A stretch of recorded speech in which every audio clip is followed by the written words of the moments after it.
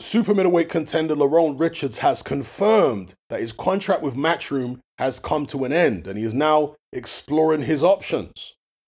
Now, this isn't necessarily a big blow for Matchroom if, let's say, Richards goes over and signs with Boxer and Sky Sports, as several Matchroom fighters have at this point.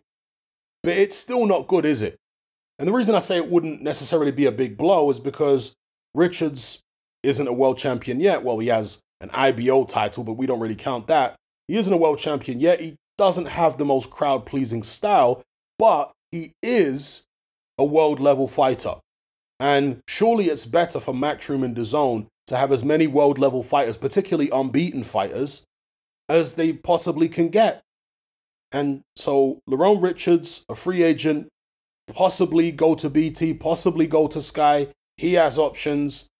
And when you take it in context of all the other fighters that have left Matchroom recently, it's not a good look. The exodus continues. Let me know what you guys think in the comments below. How highly do you rate Lerone Richards? Do you think this would be a significant loss to Matchroom? I guess we have to find out how good Richards goes on to be. If Richards challenges for a world title at 168 pounds, obviously Canelo is the undisputed champion right now, last I checked. But you'd imagine that those belts could get freed up sooner rather than later. If he manages to actually pick up, let's say, a vacant belt, 168 pounds, then all of a sudden, it looks like more of a loss for Matchroom. Do you know what I mean? Obviously, Matchroom have other fighters that are in a similar position to Lerone Richards.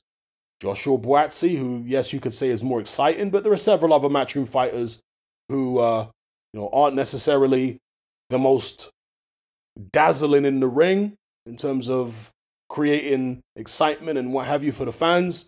But success is the most important thing, because if you have a successful fighter, if you have a fighter that is unbeaten and they're going in there and beating world level opposition, as long as there are exciting opponents for them to face, then it can make up for the fact that they themselves don't have the most crowd pleasing style.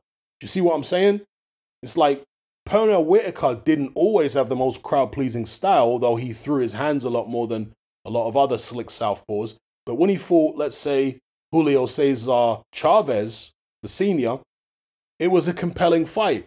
Do you know what I mean? Because of the two styles, the Matador and the Bull. So if Lerone Richards is in a similar situation where he's up against the Bull and him being the Matador, it could still be compelling. And if he's able to win, obviously I'm speculating here on how successful Lerone Richards could be, but that's how we'll be able to determine how much of a blow this was for DAZN and Matchroom, assuming they don't re-sign him, because he could potentially re-sign with them. It depends on what kind of offer they give him. We'll see in retrospect how big a deal it was. But with Eddie Hearn and DAZN, I made a video a few months ago saying that Hearn must be under tremendous pressure at this point. And you have the Matchroom fanboys having a go at me, saying, oh, you don't know what you're talking about. He's not under pressure. Eddie Hearn's not under pressure. I mean, what brand of crack are you smoking? Len Blavatnik just had to fork out over $4 billion to bail DAZN out because they were hemorrhaging money and they ain't been making a profit. And you think that Hearn is not under pressure as of course he's under pressure. Right? That's why, and I'll do a separate video about this, the Canelo Golovkin trilogy fight is pay-per-view in the UK. Why is that pay-per-view in the UK? Other than DAZN aren't doing as well as they hope to be doing, and therefore they're putting pressure on the Eddie Hearns and the Markowskis and everybody else. And I'm talking about Len Blavatnik's putting pressure from the top down.